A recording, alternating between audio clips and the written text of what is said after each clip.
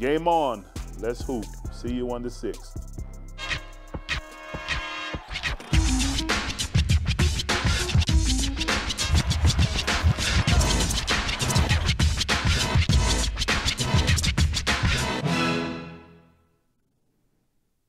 Isn't it great to see number 33 opening up the college basketball season? That's right.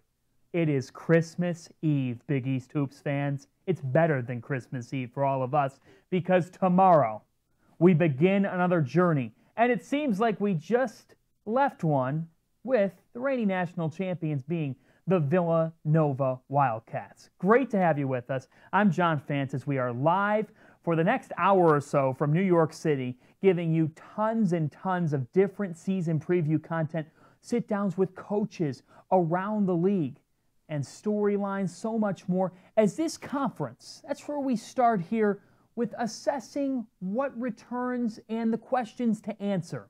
The fact is, 11 of the 13 all Big East honorees from last season are gone.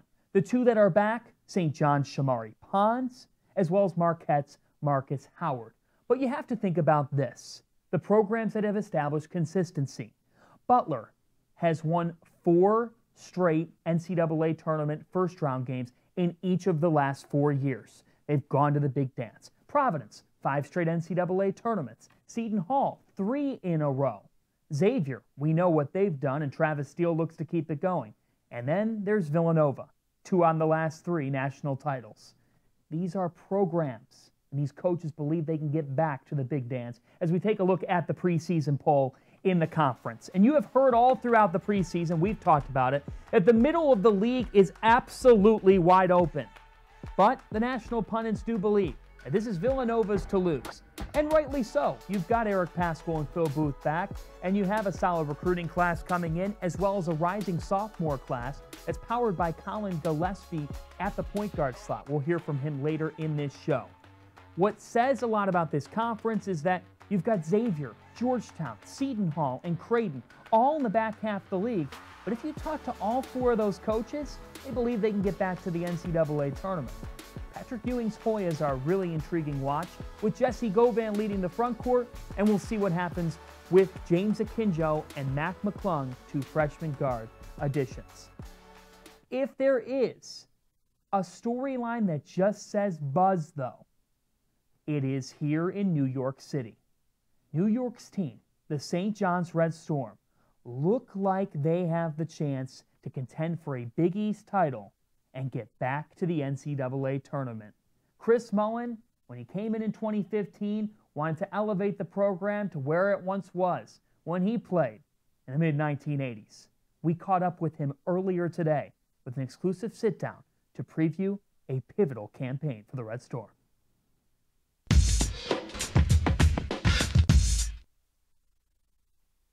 Coach Chris Mullin, your 4th season here at the helm of St. John's. What's the mentality heading into this 4th year? We're excited. We've had some steady progress. Everyone wants it faster than you can get there, but overall, we're happy where we are now. Feel we got a nice roster and had a pretty good preseason of preparation, and now it's just time to go out there and let it all hang out. When you started here as the head coach, you said you're ready for any challenge, and you wanted to take on this challenge of getting your alma mater back to the level that you took it at in the 1980s.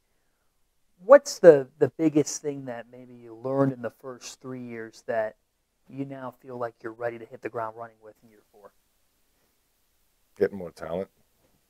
I mean, everything else becomes, it's nice to have a vision and a goal and a dream, and that depends what you do on a daily basis to make those things happen. So that's not new to me. I knew that was the journey that we had to take, and also the journey's part of it is dealing with the unknown, whatever that might be. But through it all, you persevere on a daily basis with your habits, your discipline, your dedication. If you do that, good things will happen. When, you're not in control of that. But how you approach it, you are in control of that. Speaking about that talent, let's start with the Big East preseason player of the year. Shamari Pons comes back for his junior year. What's the biggest part of his game that you've seen him evolve in ahead of this year? Well, obviously he's a big-time scorer. He's had 2 incredible seasons, and for Shamari, what he needs to do for us to be a better team and for him to move on to the next level is be more efficient with shot selection, with sustained energy and effort, things he's all capable of doing. And it's something we've been stressing really from day one, but he's getting better at it. And this year, like you say, when you get preseason, whatever it might be, that just puts a target on your back. So you got to be prepared for that and know every night, whoever we're playing against, they want to make their name on Shamari Pons. You talk about that pressure, and obviously throughout your career, that's something that no matter the situation, it just comes about for a player. As a coach of a team that's got a lot of high expectations, the buzz is around New York City for St. John's basketball, and of course you want that. Mm-hmm. How do you handle the pressure? Yeah, so to me, I've never really looked at it as pressure. And quite frankly, in year 4, to walk into some games with more talent and being expected to win is a good feeling. But pressure, expectation, hype, to me is all the same thing. It's nothing. It's white noise. It's outside noise. And to me, that's always motivational factors. So to me, when I was a player here, Coach Conosecca would stress to us, preparing in practice because we're going on the biggest stage in the world, Madison Square Garden, to perform. And you want to perform at a high level, and the only way you do that is rehearse the right way. So to me, preparation is the key to, again, whether you use the word pressure, expectation, hype, whatever that word might be, the way to deal with that is be prepared. Much like in school. You study for your test, you sit at a desk and you answer the questions. If not, if you don't prepare, you're nervous, jumping around in your seat. No different in basketball. If you want to make that free throw at the end of the game, shoot thousands of them. And then when you get to the line, whether it be in the first half or the last few seconds of the game, what's your routine to make that muscle memory where it doesn't matter what the score is, what time it is, you go to your routine and you make 2 free throws. Turning to the rest of your roster, we know what Justin Simon and Marvin Clark mean to this team and program, culture-wise, talent-wise, of course. What comes to mind when I say Mustafa Heron? Maturity, physical strength, professional attitude, and experience. So Mustafa's had 2 great seasons of college basketball under his belt, scored the ball at a high level, played on great teams at Auburn. So all those things, stuff that you can't coach, that you can't teach. And I think that's going to be a welcome addition, to our team. Experiences, again, is something you can't coach or teach. There's that white noise out there, and you said it. We both have just talked about that beforehand. You're in a conference that's going to provide so many different opportunities to get big-time wins and wins that can help you get to the NCAA tournament. What say you about your non-conference schedule? I think our schedule's been pretty consistent since I've been here, and some of those schedules we inherited. So to me, once the schedule is laid out, I don't really do an autopsy on the schedule. I prepare to win those games. That's for the white noise people. They can autopsy anything these days, and good luck. It's not really I'm not in that business. What makes you think that this can be the group that gets this program back on the map? Well, that's the great opportunity we have. What I think doesn't matter. What you do matters. So to me, there's a great opportunity. We got, 31, 32 games. It's not a lot of games. You got 32 nights to make a statement about yourself, about your team, and about your program. So to me, that all starts tomorrow. And yeah, so I just look at it as opportunity, you know. So I want our guys to come out and play unselfish, play with passion, play aggressive, and represent themselves in St. John's University in a proud way.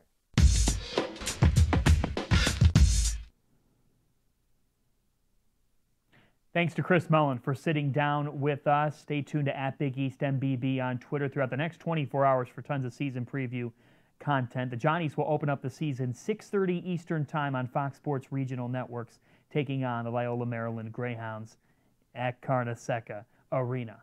We turn to the Cats, the Villanova Wildcats, reigning national champions, and you know that Eric Paschal is ready to be a new man for this team. He already has been just that, one of their leaders, but now he's the guy at the forefront. Phil Booth as well. As we take a look at Villanova and what they've got roster-wise, look, you lose 4 NBA draft selections and you think, how do you recover from that? Well, you recover because of the guy that's in the picture right there.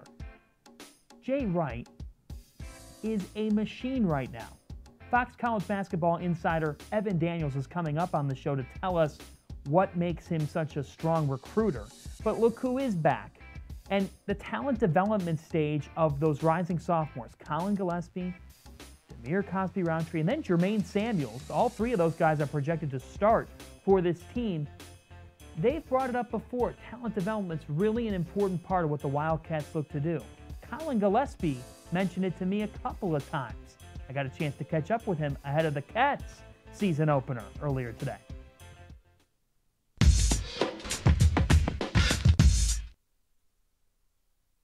We are joined by sophomore guard Colin Gillespie of the reigning national champion Villanova Wildcats. And Colin, thanks for joining us here ahead of your season opener. I'm curious to know the difference between you going into last year where you haven't even played a college basketball game to going into your sophomore season where you've won a national championship now. Yeah, it's a lot different. Last year going in, not knowing much about what the college game was like, and now being a sophomore, taking more of a role as a leader. I'm excited for this group. We're a young team, but we're looking forward to tomorrow night and getting the season started. Jalen Brunson, when he took over as point guard after Ryan Arcidiacono, he spoke of that bond that they shared.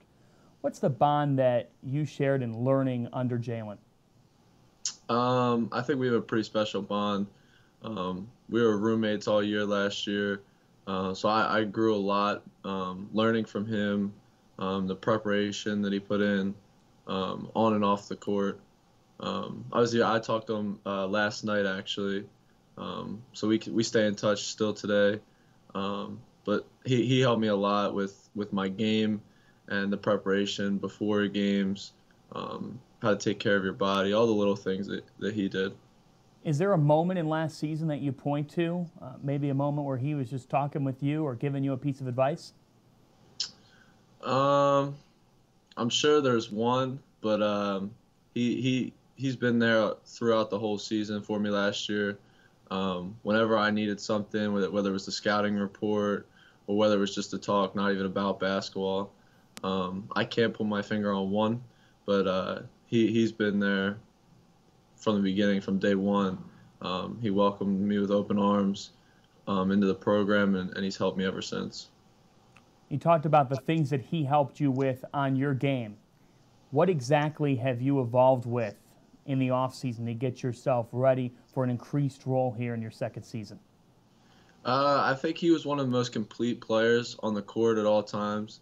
Whether he was in the post or he was outside, I mean, he could do it. He could score on all 3 levels. Just the way he gets his team involved, how much of a leader he is. He has a complete game. But I think the one thing I took from him, or tried to take from him, was how he played in the post, how he could go at bigger guys, whether he's facing them up or if he got a smaller guy in on him, he would just back him down. But I've tried to take that part of his game and try to implement it into mine. So 4 NBA draft selections in June, and now this group. with Eric Paschal, Phil Booth, and you're back, and there's several other pieces and parts. What exactly is the identity of this Villanova team? We're young. We know that. We know that it's going to take time, and we're in a growing stage right now, trying to get better every day, trying to grow as much as we can throughout the season. But for this group, our main focus is just playing hard and playing Villanova basketball for 40 minutes. And if we could do that, I think we'll be fine. What has Eric Paschal turned into? Because we're hearing that he's on another level heading into this year. Yeah, I think a lot of people are going to see what he's capable of this year. But in practices last year, you could see it. Even when I came and visited the year before, you could see what he was capable of. Just how strong he is, what he can do on the court for his team. He's just a winner. So we're lucky to have him on our team, and we're really excited for him. You know it. There's those programs in college basketball that have the one-and-dones come in, and that's not to say that there won't be one-and-dones at Villanova University. But what can you speak to on the idea of Coach Wright and what the staff does to hone in on players throughout a 4-year career to develop those pieces? Yeah, they do a great job of that. I think that's one of the reasons why I chose Villanova. They have a plan for you when you come in, whether it's 3 or 4 or how many ever years. But they have a plan for you to get better as a basketball player, but also to get better as a person off the court. So I think that's really important, just to have those coaches around you that want you to get better on the court and off the court. Phil Booth, seems like he's been at Villanova for a decade. Yeah.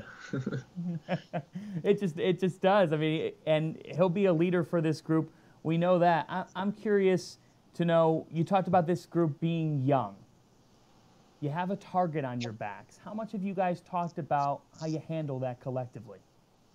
We know that target's there. We don't really try to focus much on it. We try to worry about ourselves, and we try to stay into each other as a group. But Phil and Eric are doing a great job of leading us. They're always there for the young guys. Whenever the young guys need help with anything or advice, those guys are there for them. And we're just trying to get better every day, not really worrying about what other teams have for us or for the target on our back. Just trying to play Villanova basketball for 40 minutes is our main goal.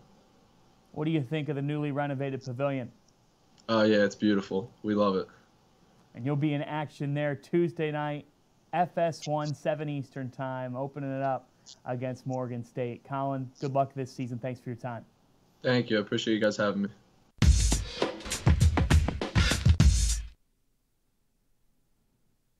It is, I have to do a double take, and everybody watching has got to do one too, because you do feel like the first response that he had to me this morning, if I wasn't looking at the screen, I would have thought it was Ryan Arcidiacono again. Literally, I wonder sometimes. Jay Wright's in his lap, folks, and he just keeps on rolling. Let's turn to Friartown. And Providence opens up the season on Tuesday night, taking on Siena. And Ed Cooley has been raving about the freshman guards that he has in David Duke and A.J. Reeves. We got a chance to sit down with Coach Cooley in Friartown earlier this preseason. And folks, they've been to 5 straight NCAA tournaments. And Coach Cooley has his eyes not only on a 6, but now on making a run on the dance floor.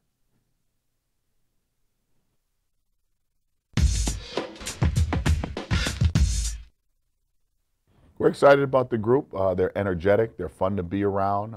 Some great personalities. I like the fact that we have a lot of interchangeable pieces. We're excited to go. It's the first week of practice officially, and I know our players are excited about it.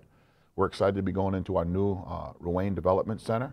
So we're in transition right now of the locker rooms and offices, and it's just an exciting time for us right now.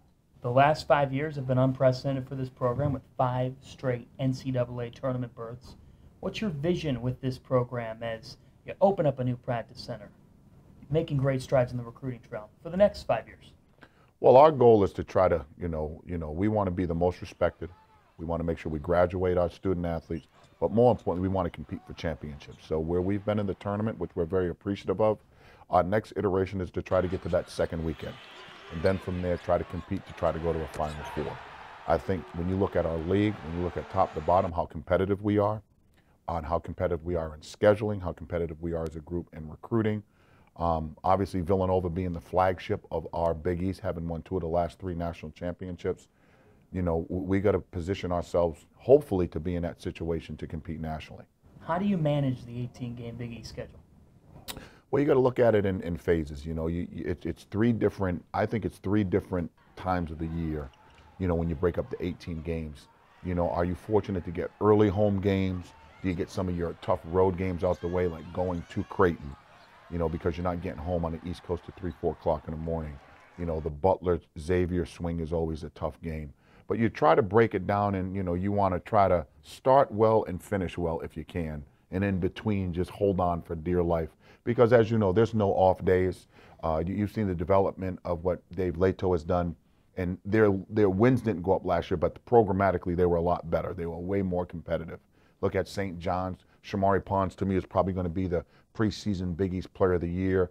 And the job that Chris is doing with that program, they're on the precipice of doing something special. So the teams that have struggled have all improved, and this should be a really competitive league this year. Tell us about the new Rain Center. Mm-hmm. You know, it's something that we needed. You know, obviously we wanted, but it's something that we needed, being the last school in our league to have a practice facility. But what it offers is our student athletes with our innovation lab, the recovery center, for our young men and our young women to, you know, just be rejuvenated. If they're injured, we have state-of-the-art technology where these kids could go there. It's a recruiting tool, but more importantly, it gives all of our other student athletes that use Alumni Hall their space, their time. Volleyball will have a great time to practice. Women's basketball, great time to practice. It also frees up some other time for, you know, the student body to try to use Alumni Hall as well. You talk about it being a recruiting tool. Mm-hmm. How have you been able to make the recruiting strides that you and your staff have made? Well, you got to win. I mean, winning helps recruiting. You know, Fox Television has helped us recruit. Our administration has helped us recruit. And make no bones about this, administrations could win games for you. I think Father Shanley, Father Sicard, Bob Driscoll, our board of trustees, they help us win by allowing us resources to compete at the elite level. And if you don't have that level of support, I don't know if you can recruit at the level of which I think our staff has done an amazing job. Jeff Battle, Ivan Thomas, Brian Blaney, you know, they have an eye for the way we want to play. They're very experienced, they're fun to be around, and they do a really good job representing Providence College. Let's look at your team a little bit more closely here. Will you have a preseason backcourt competition to determine what your starting 5 will look like? I think all minutes are up for grabs right now. We losing Kyron, Jalen, and Rodney. They played a lot of games for us. They won a lot of games for us. So there's going to be opportunity all over the place, you know. And we want guys who are going to be bought in offensively, defensively. End of the day, it's a bottom line deal. You either can or can't. And we're going to give all the young men an opportunity to show that they can. But the numbers show you can't play 12 kids. You know, so, you know, guys have to do a really good job of buying into their role. What's their strength? What's our strength as a group? But what's exciting about this is everybody has an opportunity because you have everybody on the roster who can help us win. We've heard all of the great things about this recruiting class, and quickly I want to go one by one here. Mm-hmm. So what comes to mind when I say David Duke? Athletic, tough, one of the best defensive players I think we're going to see in our league. He has great instincts. He's learning the pace of the game, but I would just say his toughness. A.J. Reeves. Smiles a lot, very athletic, can shoot, learning. Jimmy Nichols. Versatile, long, extremely long. Surprise. He is surprised a lot. Extremely knackish, if that is a word. Like, he just has a knack to be around the ball and surprising. Chris Monroe. Shooter. Very physical, big. He was a little bigger than I thought. and again, learning. So this whole group is learning daily, and what a fun group. Very, very close group. Very close group. What are you watching on Netflix? You know what? Peaky Blinders right now, the staff has me watching. What else did we watch? Netflix. What's the one I really enjoyed? Oh, Shameless. I'm a big Shameless fan. I really am. That. Oh, you got to watch it. So everybody that's watching this, Shameless, it is as shameless as it comes, you know. But my wife and I, we like to binge watch. We like to binge watch, like so House of Cards back in the day, you know, Ray Donovan, Billions, all those. We like watching all those shows. It's a good sidebar. I'm gonna head over to LaSalle Bakery. The croissant. Get my wife the almond croissant. Appreciate you guys for coming up.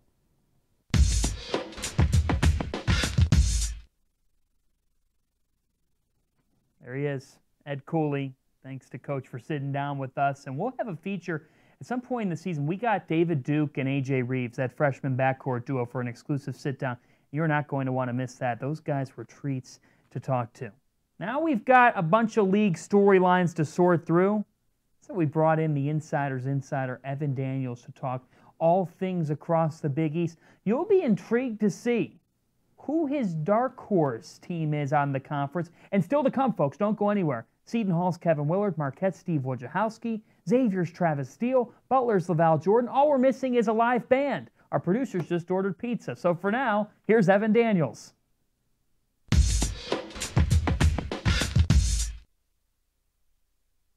Well, what a sight for sore eyes. We get to see Evan Daniels again to tip off college basketball season. Evan, can you believe it?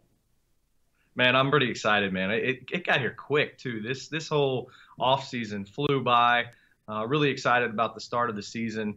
I'm actually going to be at that doubleheader tomorrow between three of the best teams in the country, or four of the top 10. So I'm pumped to get the season rolling. Let's start with the reigning national champions. Jay Wright won his second national title in 3 years, Evan. But you've got some nuggets, different things on this program that would say there could be more titles in sight down the road.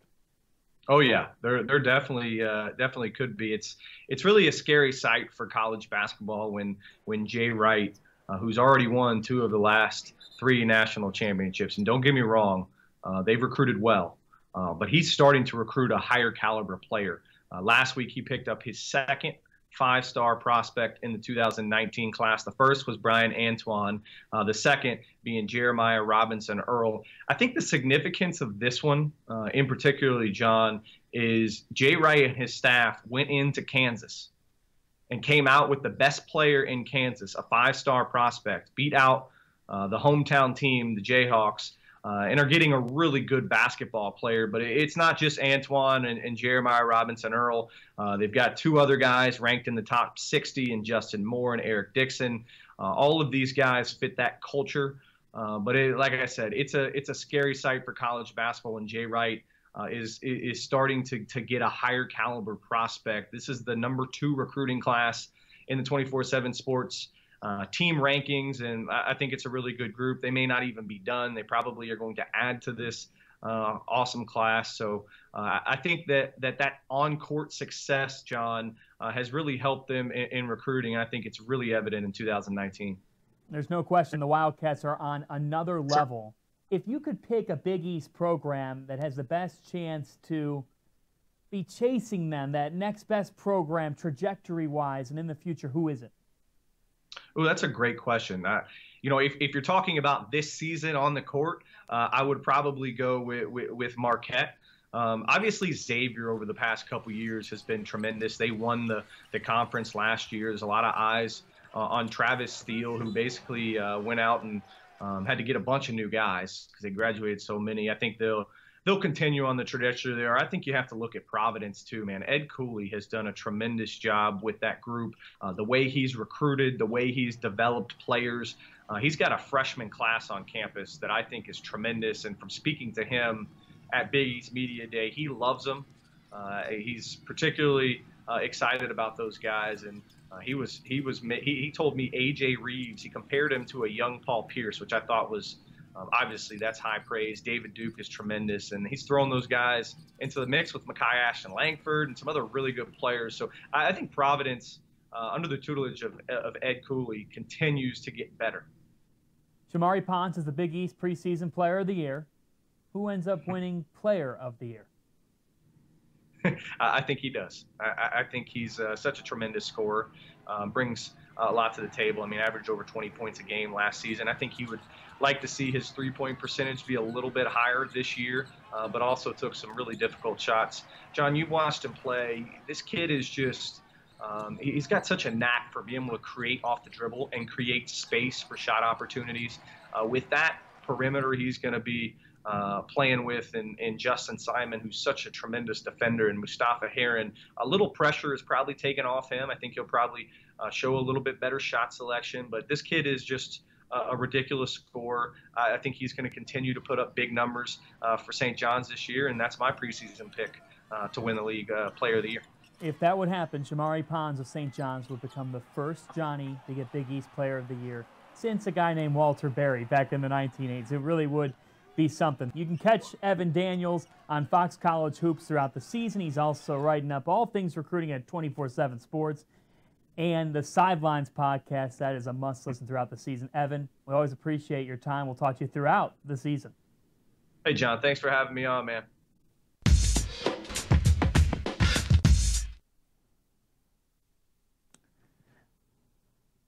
Let's head to Milwaukee. The new Fiserv Forum opening up officially for the Marquette Golden Eagles, 9 Eastern, 8 Central Time tomorrow night on FS1 against the UMBC Retrievers. And that should resonate with all of you watching because they pulled off the shocker of all shockers, the first 16 to beat a 1 last March when they took down Virginia. So that sets up an intriguing opener between the two teams, arguably the most intriguing of the night. Let's get a look briefly at the Marquette Golden Eagles before we hear from their head coach. Here is what this team's got. Depth on depth on depth. And Coach Wojciechowski believes it's not a problem to have because you need those numbers when you have to go on a marathon from November to hopefully April. You've got 2 All-Big East preseason selections in Marcus Howard and Sam Hauser. Howard just continues to evolve, and now Howard can play off the ball because Joseph Chartouni is a pass-first guard that creates an improved dynamic in that backcourt for the Golden Eagles. And Chartouni's the right guy to replace what Andrew Rousey did for Marquette. Ed Morrow, physicality. Watch out for him. Hauser and Bailey, dynamic freshmen. And Bailey is not your average freshman, folks. He's 21 years old, and he can play. That's right, he's a freshman, and he can grab a beer too. I admire those 2 qualities out of a kid. Sakar Adam, Matt Helt, that sophomore trio. I mean, come on, it just goes down the line. This Golden Eagles team has all the pieces and parts. The Wojo Mojo joins us now.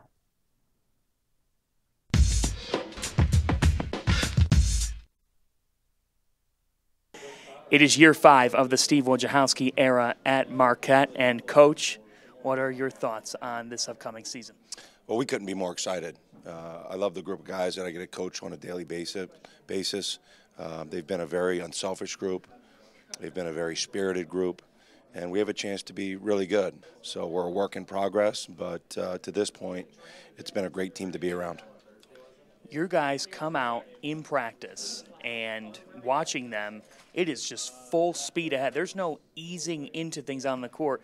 In fact, you don't even do your initial warm-ups on the court. Could you speak to that? Yeah, we warm up in the weight room, and once we cross the lines of the court, it's time to work, and we'll warm up in another place. But when the guys walk in the gym, it's business time, and so that's the tone we're trying to set. How much does the depth help in a practice atmosphere? Well, it certainly aids the competition, and we have a lot of competition for minutes. The depth allows us to put 2 really good teams on the floor, and it iron sharpens iron. So that competitiveness should help everybody improve. Let's look at some of the key additions to this group. What does Joseph Chartouni add to the backcourt? Joseph's a pass-first point guard. He's got really good college experience. He's a natural passer, very good defender, long arms, gets his hands on a lot of balls, really complements the other guys we have on our team well. How much does that benefit Marcus Howard, what he does? Well, I mean, I think it helps everyone. And certainly, you know, when you have a guy who's thinking pass all the time, I think that is contagious. And that should permeate throughout our entire group. Let's go to the front court and Ed Morrow. Well, Ed is a big, physical, aggressive forward, terrific rebounder. He's a guy that gives us something a little bit different than what we've had in the past and should be a real key addition.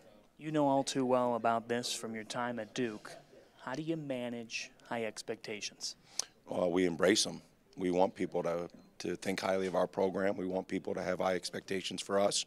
We have high expectations for ourselves. So, you know, the main thing is we want to embrace those things. And the expectations that we have to live up to each day are our own internal expectations. Where are you at with your team's defensive level? We're a work in progress. You know, obviously, you know, I've seen some really good signs early in practice. You know, we have greater length and size, I think, which will help our defense. And then we can have fresh bodies on the floor. So all those things should aid in our defensive improvement. It's one thing to say it, and in the preseason we're always talking, and it's another thing to do it on the floor, but at least in practice, how much are you seeing the experience of Marcus and of Sam actually pay off into results? You know, I think they've been very good from a practice situation. They've been very consistent, very few, you know, off days or poor possessions. And so I think the future is real bright for our program. What will be the measuring stick for this group?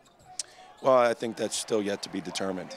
You know, our focus is, when you talk on measuring stick, is that a lot of times that's in the future. We want to focus on the here and now and making the most of each day. Good luck this year. Thank you.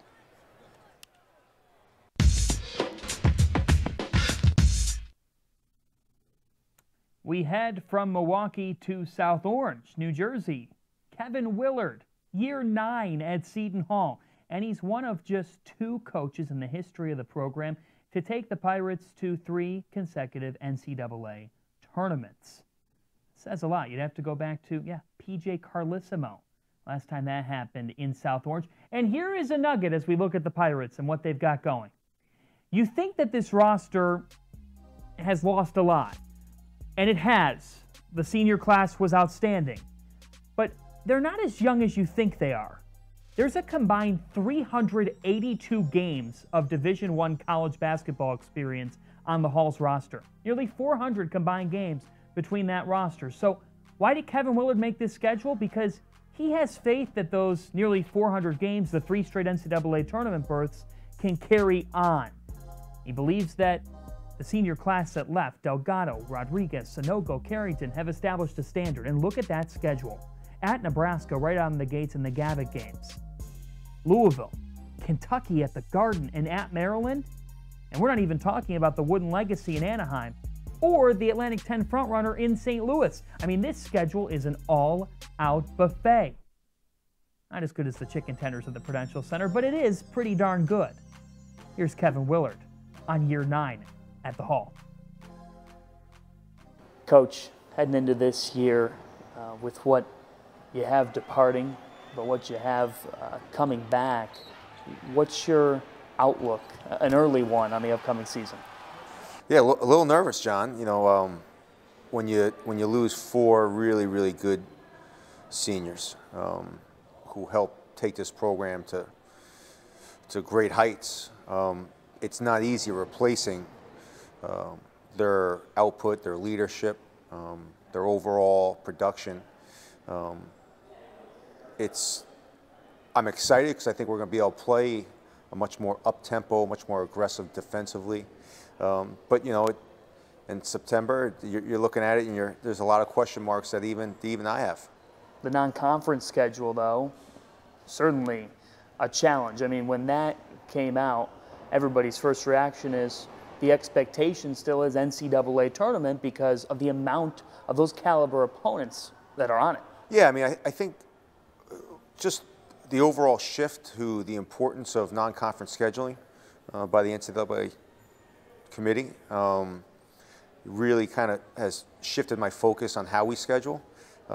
Also with the team that we have, I thought it was very important that, as good as the Big East Conference is, that they get battle tested early. And some games came up that were great opportunities. Obviously, to play Kentucky, at Maryland. You know, those opportunities you just can't pass up with great programs, great coaches, to give your players that opportunity to prove themselves against the best. What can we expect from Miles Powell's game to evolve heading into his junior year?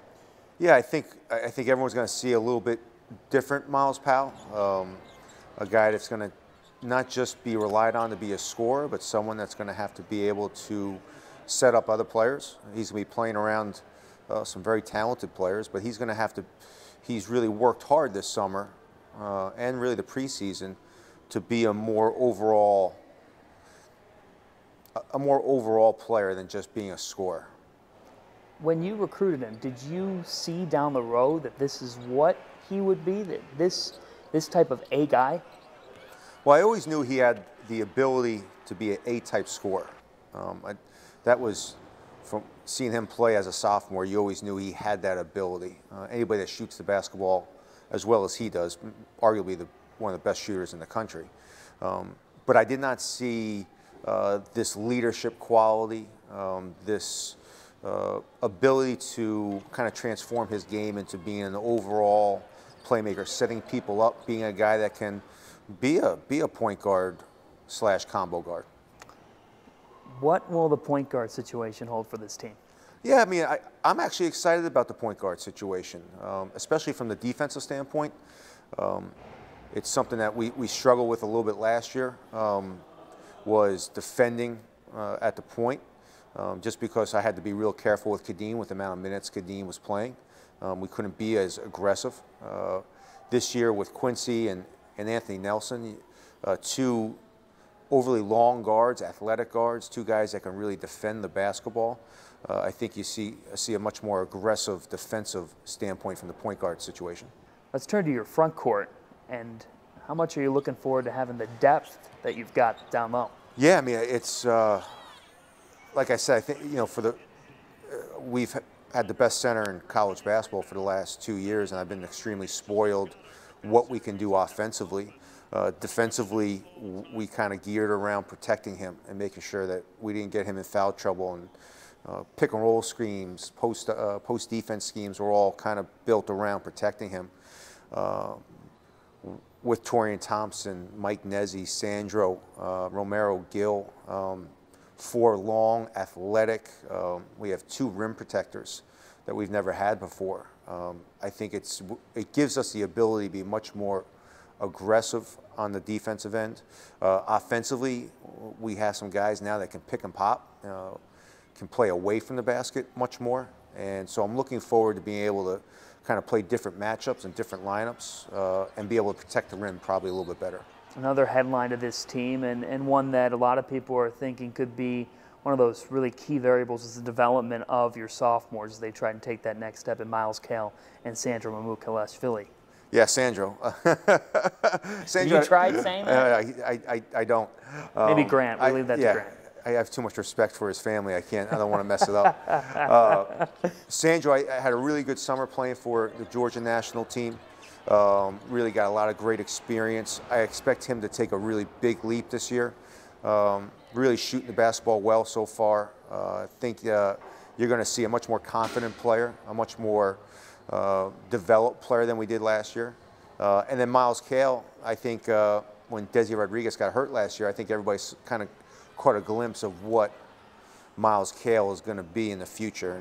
And he's gotten stronger, he's gotten more confident. I really like the way he's shooting the basketball. You know, I think you're going to see the same type of jump from Sandro and Miles that Kadeem, Desi, and Angel took, and Isaiah, from their freshman to sophomore year. I'll look at the conference for a moment. A lot of people, the national pundits out there, Coach, last year ends and they say, well, look what the Big East loses, and there could be a step back taken. What say you?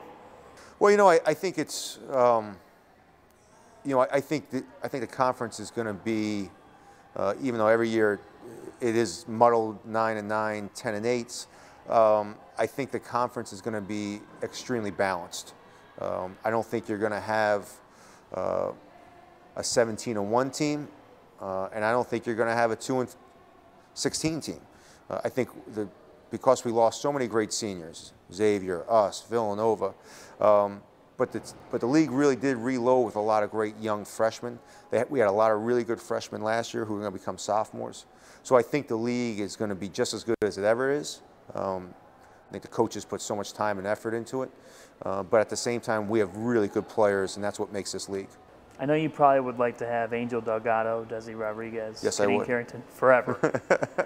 But is there an excitement in a way to a fresh challenge? And is there something that you have to sort of, I don't know, not reopen a book, but look at what you're dealing with here, the new pieces and parts, and maybe some new challenges that you have to present to your group? Oh yeah, I mean, I think I've had one of the most exciting summers I've had from a basketball standpoint of just, you know, from a studying standpoint. You know, there was only so much I could do over the last couple of years with my group, so I knew who they were and I knew what we should do and can do.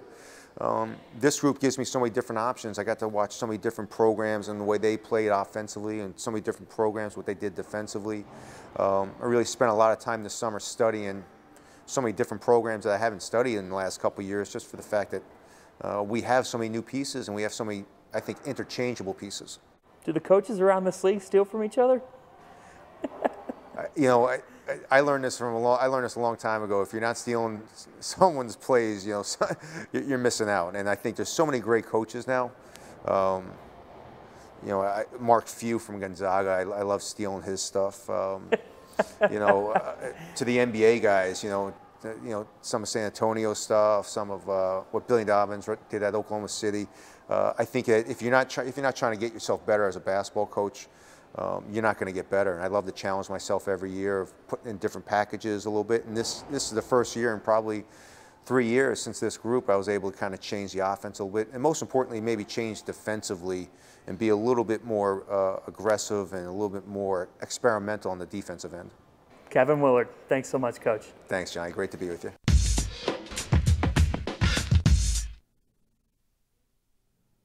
Let's go to Indianapolis, to the Butler Bulldogs. And how about the way that they have just defined consistency? And they were already achieving that in their pre-Big East days, but that's why they have been such a welcome addition to the reconfigured conference as we enter the 6th season of Big East men's basketball. Take a look at this. These are some staggering numbers that just show you what they've been able to do.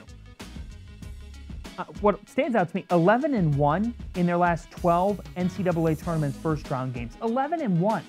So 11 out of the last 12 appearances for them, they've been one of the final 32. I mean, you can't take something like that for granted. And of course, that top one of just 8 programs to win at least one game in each of the last 4 big dances. All of those are in the Big East. I mean, that's racking up W's and repping the conference. 43 consecutive home non-conference wins, and they take that into Saturday when they'll take on Miami of Ohio on Fox Sports Networks. That's only behind Arizona and Duke, by the way, for non-conference home winning streaks. Arizona and Duke. That speaks for itself. So, the second-year head coach, LaVall Jordan, he's got a Big East Player of the Year candidate in his point guard, Kamar Baldwin, who was also named to the Naismith watch list, one of 6 Big East players, by the way. What does Coach Jordan have in store for his second year? Here he is now. What was it like taking over this program at the time that you did? Yeah, it was unique. It was, you know, most of those changes happen in March, April, and you've got time to hire staff, move your family, you know, get organized, see who's staying, who's going with all the signees. Obviously, you know, my press conference was a week before first summer classes, so it's a bit compressed. And add on top of that, we had the foreign trip to Spain. But that actually allowed us to jump into basketball and develop relationships early with the trip and the 10 practices and 10 days, you know, out of the country. And so, you know, I think all coaches, you know, you just kind of next play. You have a next play mindset. So as soon as you get in, it's okay, what's next, and you just kind of chop down the list and move on. Your players say the Butler way rolls on, and you told that to me last year when you took over. You know, when you took over, and another coach on a long line of coaches that have had success, and the culture, the tradition, the program is there. Was it that easy to walk in and be able to, say to those guys, like, the buy-in was there immediately? Was it as easy as it sounds? Yeah, I think, you have to have talent, which we were talented in, but you have to have culture. And I think that part is you had the buy-in from a culture standpoint. Many times you take over a program and you're rebuilding and trying to establish a culture. So the unique thing about me coming here as a former player is, it's something I believe in. These guys all had signed up, regardless of who the coach was at the time. It's something they believed in.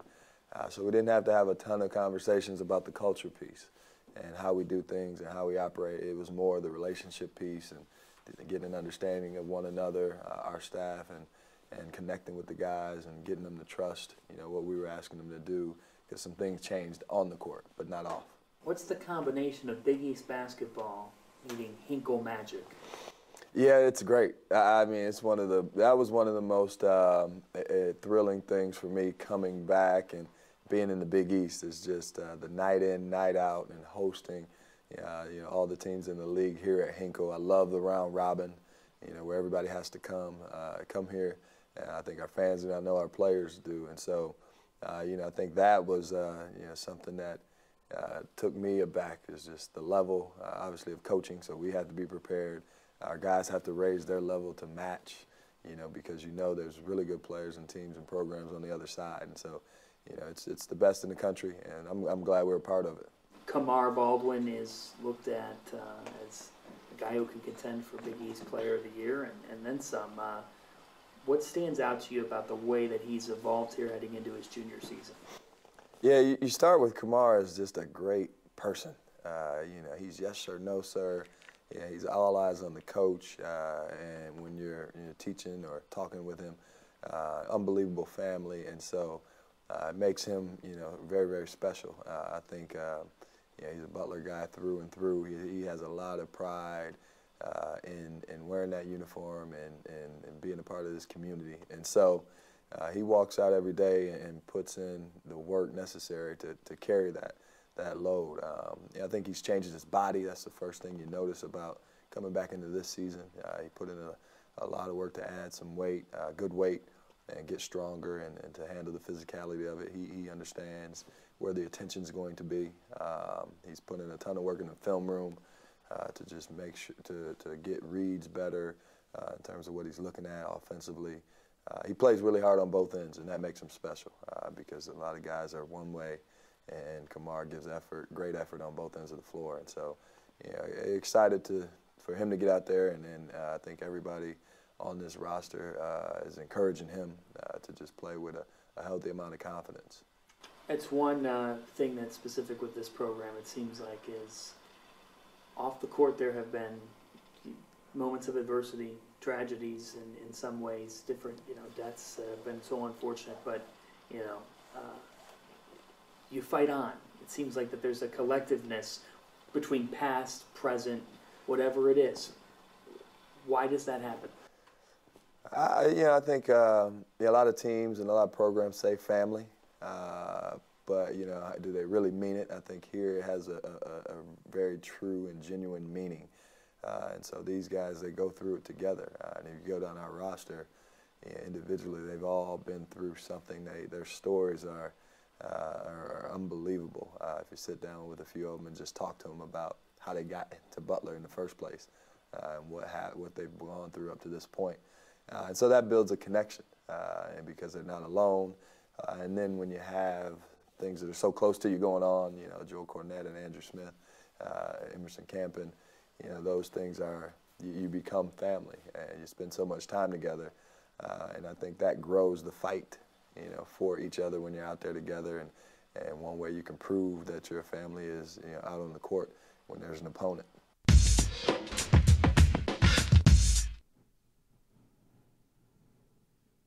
The Butler way has rolled right on with Laval Jordan, and it was really intriguing to go to Butler practice. He is a true teacher in the way that he breaks down the game. And if you are a Dogs fan, you are going to want to stay tuned throughout the season for some really special coverage. More to come on Butler along the way this week. You're going to have a lot of fun catching this team all throughout the season as part of our coverage. We turn from Butler to a Butler grad leading the Xavier Musketeers. That's Travis Steele. And a new era for the Musketeers. They lost 43 points per game from last year's team. So now Steele taking over. And here's what he's got. We know Trayvon Blewett, JP McCura, they are gone.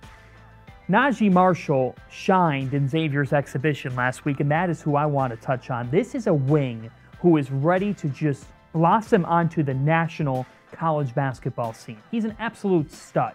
So get ready for him to deliver. Was recognized as an All-Big East freshman last year. And then Tyreek Jones could double that rebounding total this year from 4.5 to 9. He's a Big East Most Improved Player of the Year candidate.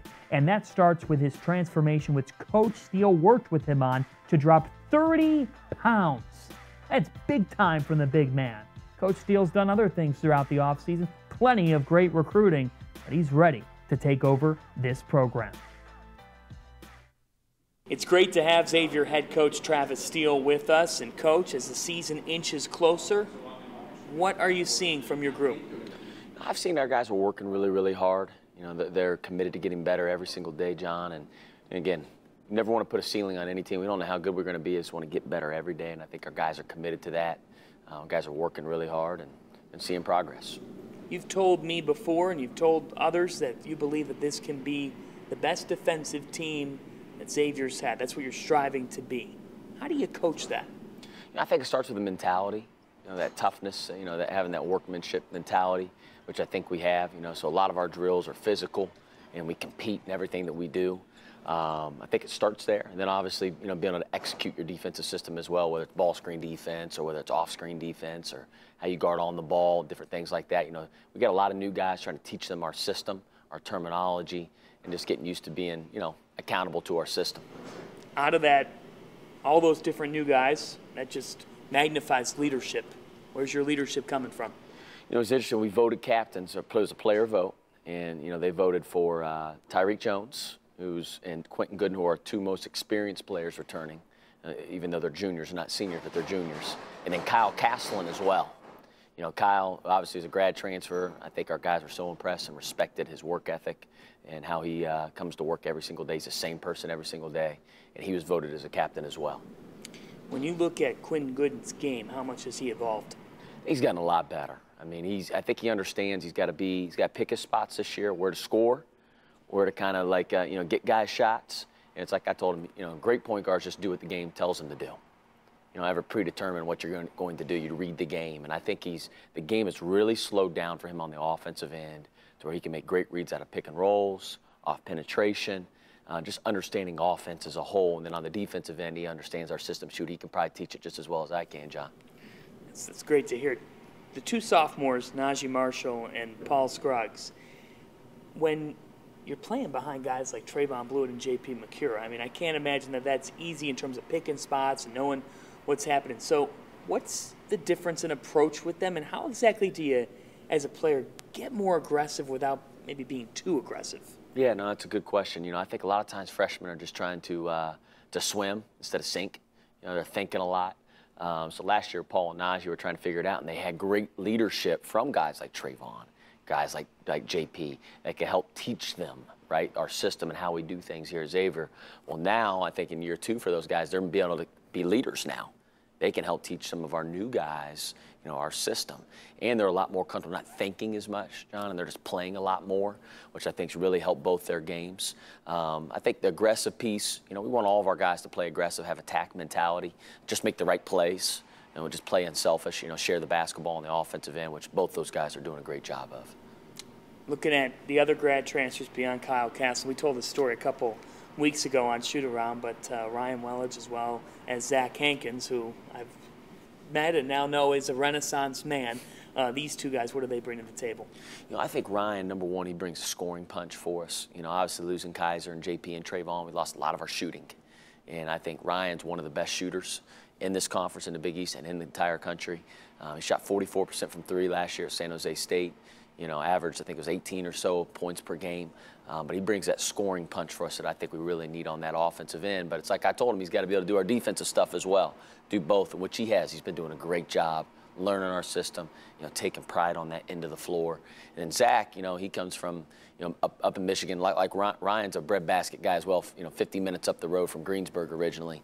Zach's from Michigan, played at Ferris State, was a D2 National Player of the Year, national champion. Zach, I think, can bring an interior presence for us both defensively and offensively. I think he has a special gift on the defensive end with his length and mobility that we haven't had, quite honestly, here at Xavier over the last few years. What's your mindset on the Big East entering this year? Well, we want to compete and get better every single day. The league's great. I think, obviously we got great coaches in our league. We got great players in our league, great teams. We want to compete and get better every single day and take advantage of every day. Is it a misconception as a coach in the league when you hear, because you lose Trayvon Blue, you lose J.P. McCure, but Butler loses Keelan Martin. I could go on and on about the different seniors that graduate.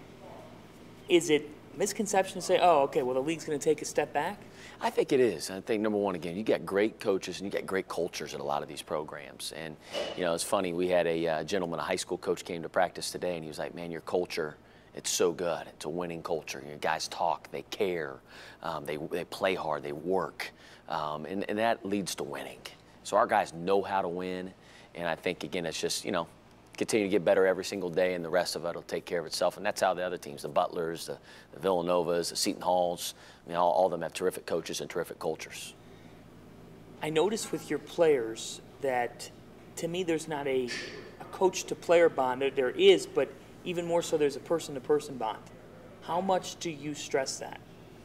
I don't know if I stress it. I think it just happens naturally. I try to have an open-door mentality all day long. If a guy wants to come up, I watch film with them, or they just want to come in, just shoot the breeze, talk. I want them to know that I care about them as people first and foremost, and then we can push them to be great players on the floor. Is that on your mind, Coach, when you go from being Coach Mac's go-to on this staff and being in the role that you were for 10 years, to try to keep those same characteristics as you take over as the head coach? Because it's not every situation for every program that every guy that gets elevated is going to have that same type of role personally that they had with the players. I think you got to be authentic. Players can smell out guys that aren't very quickly. And I told the whole team when I got the position, was named head coach, that I'm going to be the same person that I've always been. I'm going to care about them. I'm going to love them. I'm going to push them really hard. But I'm not going to change as a person. And I think those guys appreciate that. I'm different than my my former bosses, whether it was Sean Miller, Thad Mata, Chris Mack. They're all terrific coaches and terrific human beings, but I'm just a little bit different. Be my own guy. Who are your favorite teams, maybe coaches, to watch through the years? Used to love to watch Billy Donovan's teams down at Florida. Love, obviously, watching when Jamie Dixon was out at Pittsburgh, how tough they were. Obviously, before I came to Xavier, I loved to watch Xavier when Sean Miller was the head coach here. And then I was here with Sean's last year, but I used to really, really enjoy watching them play. Your final message to Xavier fans before you tip it up? We're going to make them proud. We're going to work hard. We're going to work every single day to get better. And I'm excited to get out there and compete.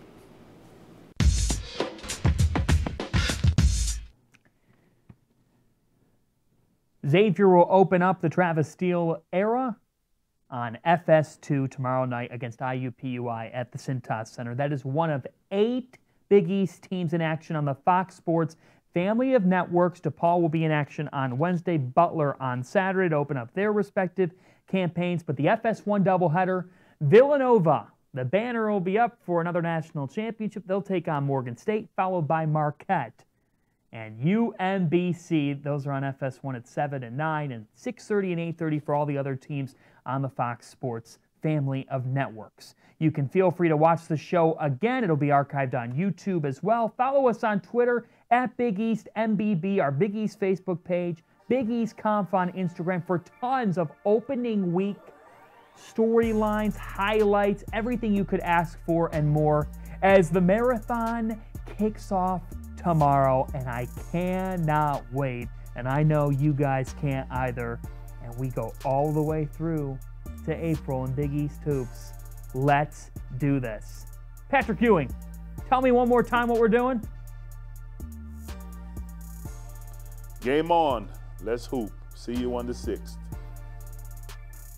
We'll see you tomorrow. Big East Hoops is back.